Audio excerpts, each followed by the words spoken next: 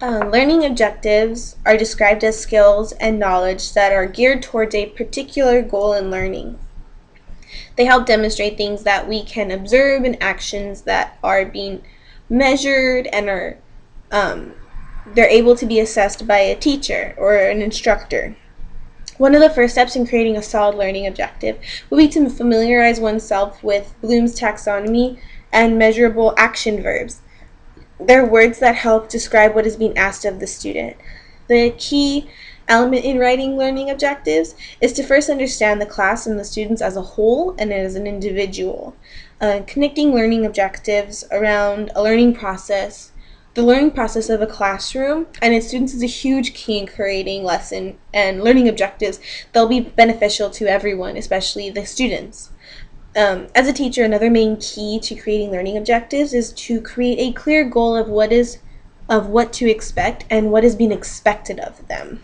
This will help create a basis of evaluation for teachers, the students, and the curriculum being taught in the classroom.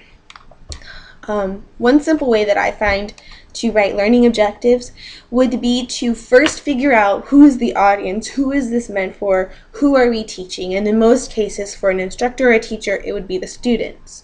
The next thing I want to figure out when writing a learning objective would to be what is the desired behavior? What behavior are we expecting of these students when we are planning something? What is the end result of what do we want them to do or be doing while we're teaching?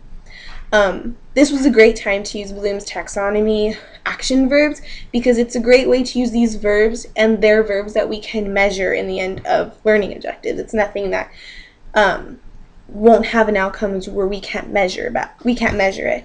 The next step would be to figure out where, what, with whom, or who these learning objectives are for, and to figure out the condition in which something is happening. The last step in creating a learning objective would be to understand the degree. This is what tells you if the learning objective was mastered or if it's still being worked on and is in a developmental phase. In a recent lesson plan that I did with my students, personally, we were reading The Rainbow Fish. We have a field trip to the aquarium coming up in a couple weeks. So I wanted to read The Rainbow Fish and get them a little more familiarized with ocean life.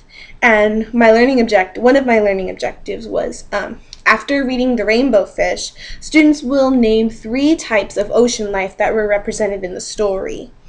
The audience in this case would be the students, the children to whom I'm reading this to. The behavior that I was looking for was naming. They need to name the types of creatures listed in this story or talked about in this story.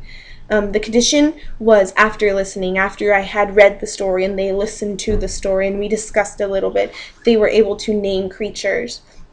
And the degree would be naming 3 types of ocean creatures that were listed or talked about in the story. They can verbally tell me, this is what I remember or this is what we've talked about in the story.